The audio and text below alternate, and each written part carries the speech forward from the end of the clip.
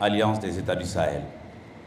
Quel rôle cette alliance doit jouer pour nous, pour l'Afrique de l'Ouest, pour les États membres, pour l'Afrique en général. Mais d'aucuns pensent que c'est un concours de circonstances, la création de l'AES. Pour d'autres, c'est une opportunité de repartir sur de nouvelles bases. Entre les deux, d'entrée de jeu, qu'est-ce qu'on peut retenir? L'Alliance des États du Sahel est née d'une confrontation pendant plusieurs années entre nos pays en transition et la CEDEAO sur des incompréhensions et des différences d'appréciation majeures par rapport à notre relation de solidarité, relation de fraternité, relation d'intégration, relation aussi de coopération politique entre nos pays. Et je crois qu'à l'issue de cet affrontement entre ces pays et le reste des pays de la CEDEAO, surtout piloté par l'extérieur, je dois le dire.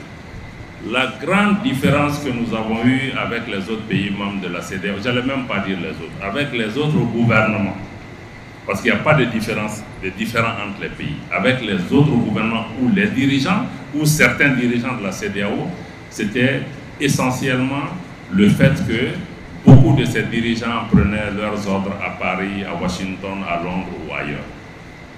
Et que ces pays ne décidaient pas sur le Mali, le Burkina, le Niger et la Guinée en fonction de leurs préoccupations propres, mais ils décident parce que le maître, entre guillemets, veut punir X, Y, et on le suit pour lui faire plaisir. Je pense qu'on est allé dans cette démarche et dans cette situation que nos pays ont été même illégalement sanctionnés. On a fermé nos frontières. Nous avons dit, et nous le redisons, il n'y a aucune base légale à la fermeture des frontières de nos pays. Je ne dis pas que la CEDEAO ne doit pas nous suspendre, parce que la suspension des instances de la CEDEAO est prévue par les textes. Mais la fermeture des frontières, pour ne prendre que cet exemple, ça n'existe dans aucun texte. Et je continue à le dire, personne jusqu'à ce jour n'a pu m'amener un article du traité de la CEDEAO qui dit qu'on peut fermer la frontière d'un pays. Et je pense que le président Bazoum lui-même, quand il était chef d'État, l'a indiqué sur le perron de l'Élysée dans une conférence de presse avec le président Macron. Il a dit que le Niger ne s'était pas associé aux premières sanctions contre le Mali parce que le Niger sait que la fermeture des frontières n'existe pas dans les textes. Plus tard, ce qui s'est passé, nous le savons. Il a changé d'avis, mais il a dit ça et c'était très clair. Même s'il ne l'a pas dit, nous sommes convaincus. Et parce que nous connaissons ces textes, ce n'est pas de là. La deuxième chose, grande différence que nous avons eue avec eux, lui et moi, les sanctions économiques, la fermeture de nos banques, la fermeture de nos comptes. Mais ça n'existe nulle part.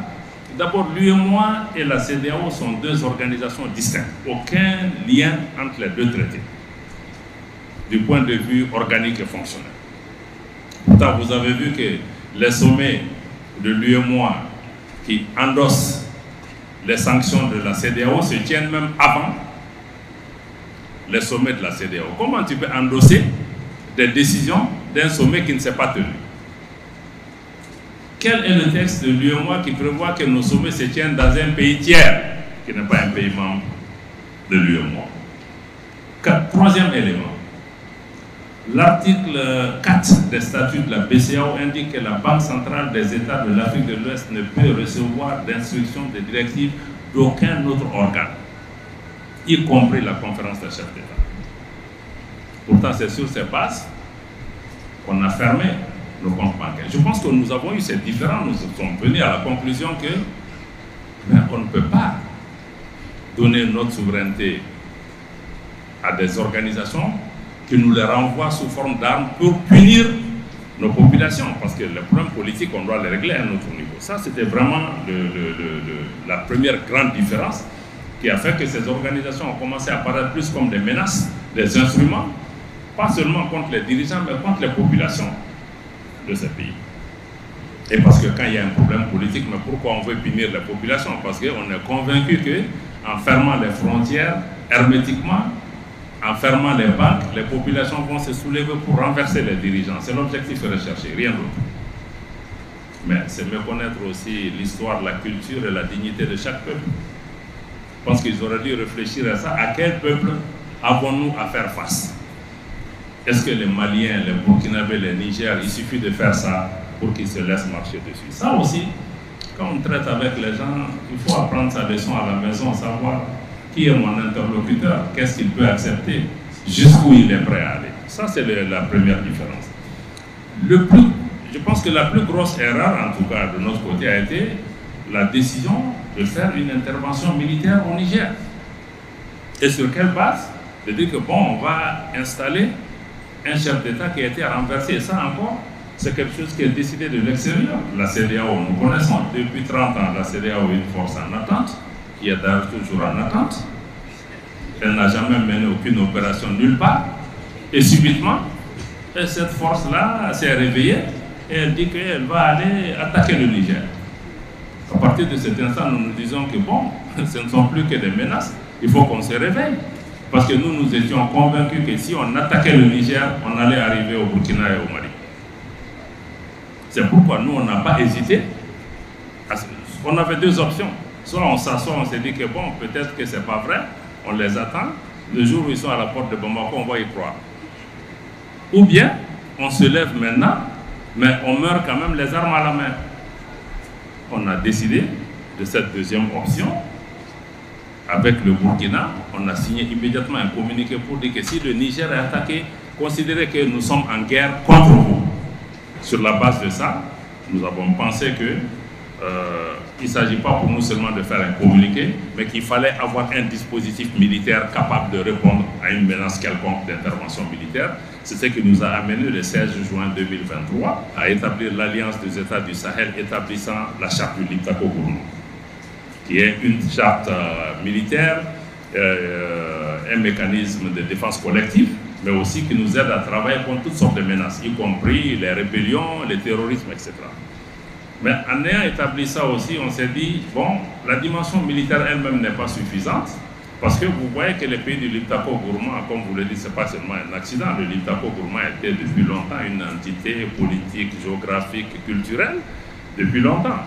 D'ailleurs, il y a une organisation qui existe qui porte ce nom.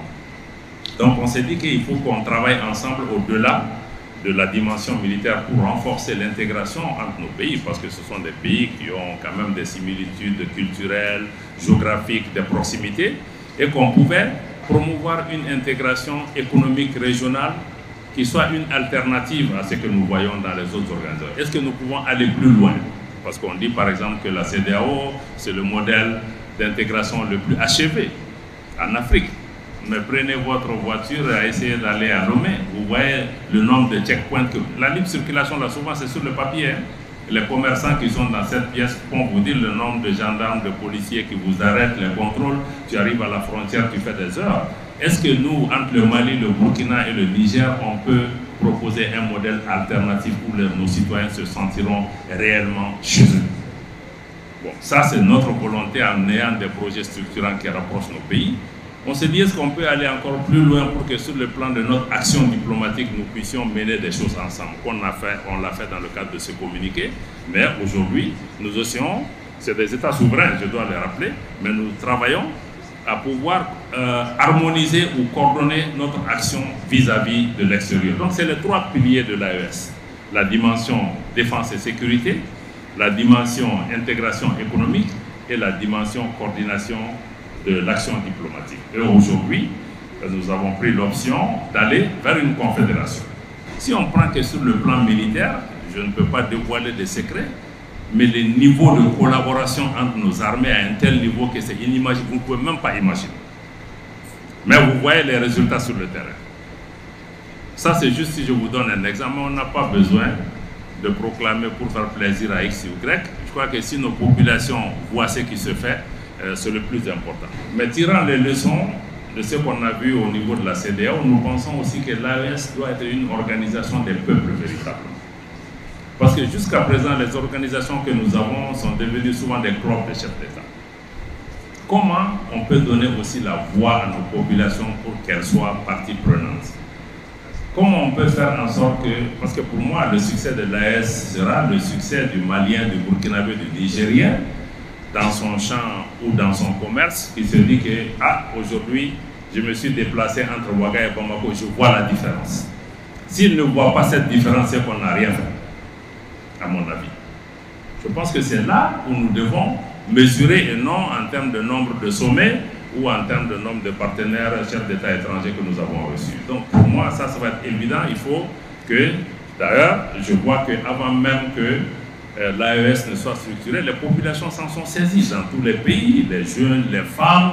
C'est un débat, tout le monde veut comprendre, tout le monde veut être partie prenante. Je pense que ça, c'est un débat sain.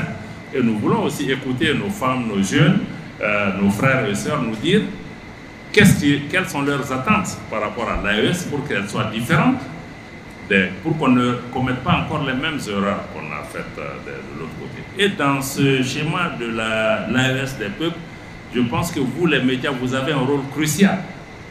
Parce qu'on ne pourra pas communiquer efficacement avec nos populations si, les médias ne comprennent pas le changement de narratif qu'on veut. 2, si nos médias même n'arrivent pas à avoir cette autonomie. 3, si nos médias n'arrivent pas eux-mêmes à faire leur propre lecture de cette dynamique et faire en sorte que nos populations puissent comprendre. Parce que si Mali Online ne fait que répéter les lignes éditoriales d'RFI, France 24 ou BBC, on a échoué. Il faut que BBC, France 24 lisent Mali Online, par exemple, pour comprendre qu'est-ce qui est en train de se passer dans l'espace AES. Je pense que c'est là que nous aurions commencé à changer des choses. Et je pense que ce qui est important aussi pour nous, c'est que nous, dirigeants, devons donner la primeur à nos propres médias. La primeur ne veut pas dire toujours qu'il faut juste qu'on les soutienne, qu'on leur donne de l'argent. Je pense que ce n'est pas ça. C'est vraiment, aujourd'hui je suis là, je pense que c'est important que je te parle, c'est important que je parle aux médias maliens, aux médias de l'AES. Chaque fois que je suis sollicité, j'essaie de faire l'effort de leur ouvrir ma porte. Pourtant, Al Jazeera et d'autres aussi nous courent derrière tout le temps. Mais de plus en plus, je pense qu'il faut que nous nous donnions l'espace à nos médias en leur ouvrant nos portes. Et je pense que tous les autres ministres du gouvernement sont dans la même dynamique de faire en sorte que nous parlions à nos médias, que nous vous considérions, que nous vous donnions de la valeur. Et puis, il y a d'autres types d'appuis qui viendront. Donc pour moi, les médias sont essentiels, bon, non seulement pour nous dire ce que nous voulons entendre, mais vous pouvez aussi donner votre propre perspective, vous pouvez critiquer ce qui est en train de se faire. Si nous faisons des erreurs, vous pouvez le faire. J'accepte d'autant plus une critique que ça vient de quelqu'un de notre espace, parce que c'est votre espace. Mais je crois que quelqu'un d'autre, je ne vois pas quelle est ma responsabilité particulière, mais si un Malien parle, je pense que j'ai l'obligation de l'écouter. Il y a un couple que j'aimerais bien évoquer parce que beaucoup de gens pensent que c'est le goulot d'étranglement de l'AES, le couple économie-sécurité. Vous êtes créé sur un fonds de défense de vos pays ou de nos pays pour l'instauration de la sécurité. Mais une sécurité sans pays économiquement fort a-t-il un avenir? Premier point. Deuxième point, vous allez certainement me dire, il n'y a pas d'économie sans sécurité. Donc le couple allant dans l'aller-retour nous met dans un dilemme.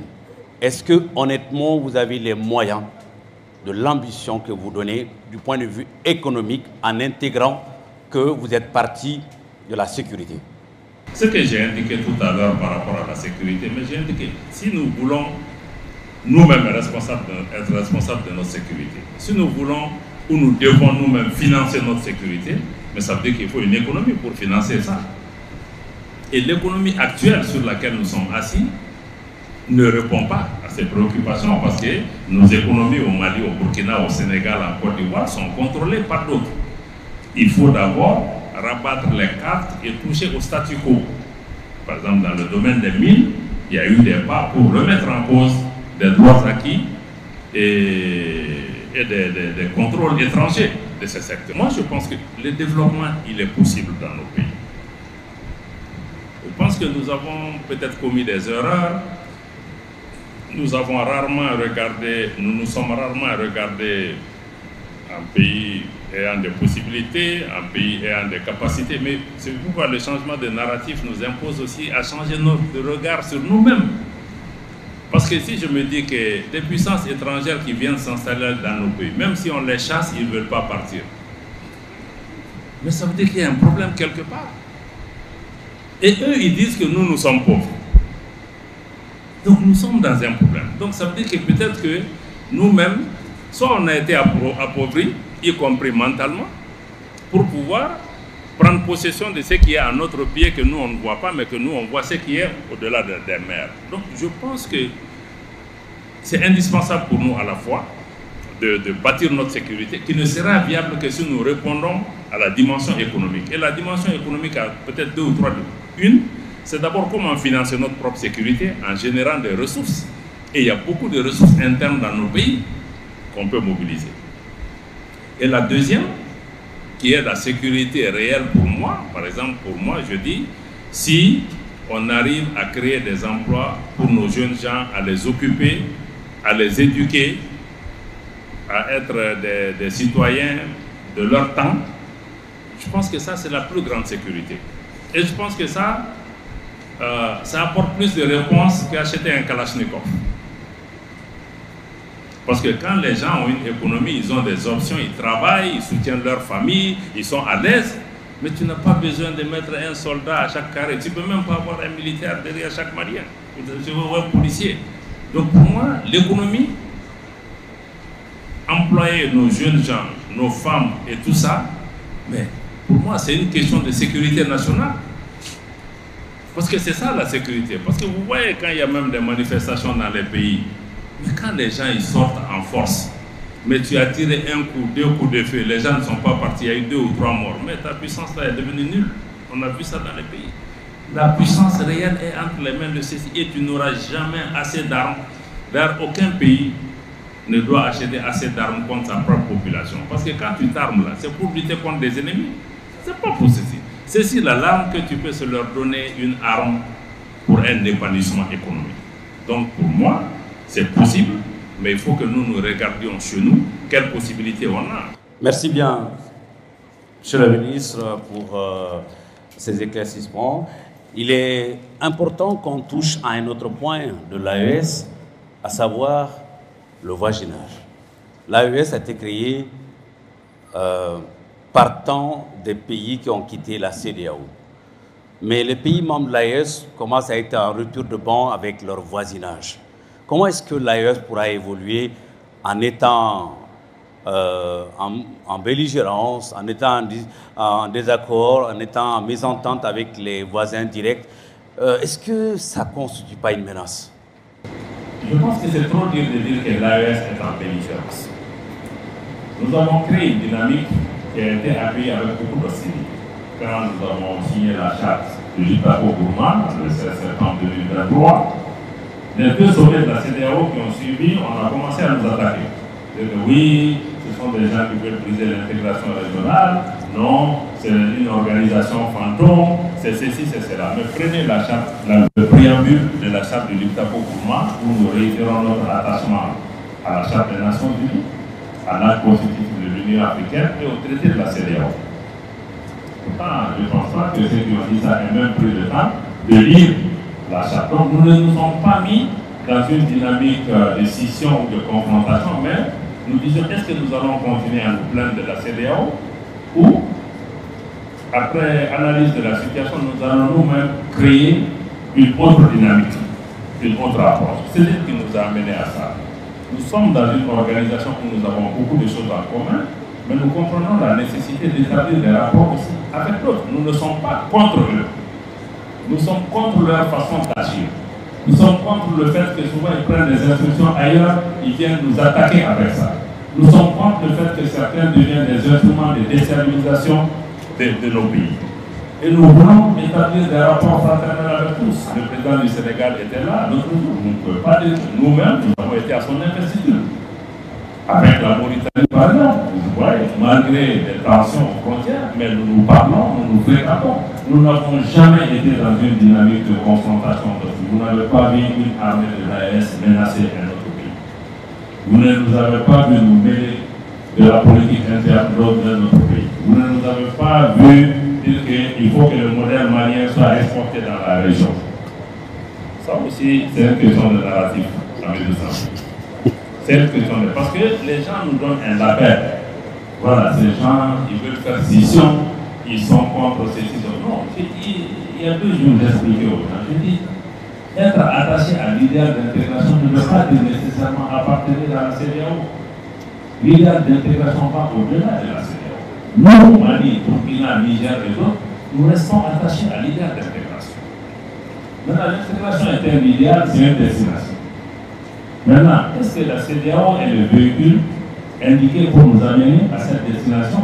Nous, on ne pense pas aujourd'hui, on ne pense pas. Mais on va rester dans cette voiture sachant que la destination n'est pas bonne pour nous. Non, on a pris un autre véhicule. On peut se tromper aussi des véhicules. Donc, moi, c'est notre choix.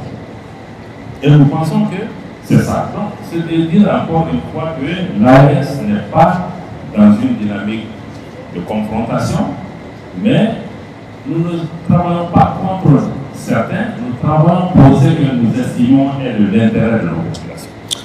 Monsieur le ministre, question finale avant de passer à l'échange avec les journalistes ici présents. Est-ce que réellement l'AES est un avenir pour nous? Vous savez, l'avenir, on n'est pas dans la religion. Personne ne peut décider de l'avenir, comme je l'ai dit aujourd'hui, après la lecture des menaces, des défis auxquels nous sommes confrontés et les opportunités qui s'offrent à nous. Nous pensons honnêtement que l'Alliance des États du Sahel qui a été créée est une réponse pour nous amener vers une sécurité, vers une prospérité partagée, vers un autre type de solidarité et de fraternité dans notre région, vers une autre façon de faire l'intégration régionale, vers une façon de se soustraire à l'ingérence des puissances extérieures. Maintenant, demain, le président civil ne sera pas là, certainement. Abdoulaye Diop ne sera pas là. Le premier Choguel ne sera pas là, ou Abdoulaye Maïga. Mais cette responsabilité-là doit être avec les jeunes ou les Maliens et les Maliens. C'est différent.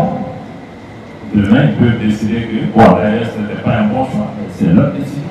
C'est la décision des Maliens. Nous, ce qu'on peut faire aujourd'hui, c'est de poser des actes qui nous amènent à ça. Mais demain, je pense que seuls les Maliens et le bon Dieu peuvent déterminer qu'est-ce qui a été le bon choix. Je crois que dans l'histoire, nous, on a posé des actes que nous devons assumer aujourd'hui et demain. Mais je pense que ce qui est sûr, c'est que l'Afrique de l'Ouest ne sera plus jamais la même Afrique de l'Ouest telle qu'on l'a connue. Il faut que les choses changent. Si l'AES a pu contribuer à ce changement, je pense que c'est déjà un pas.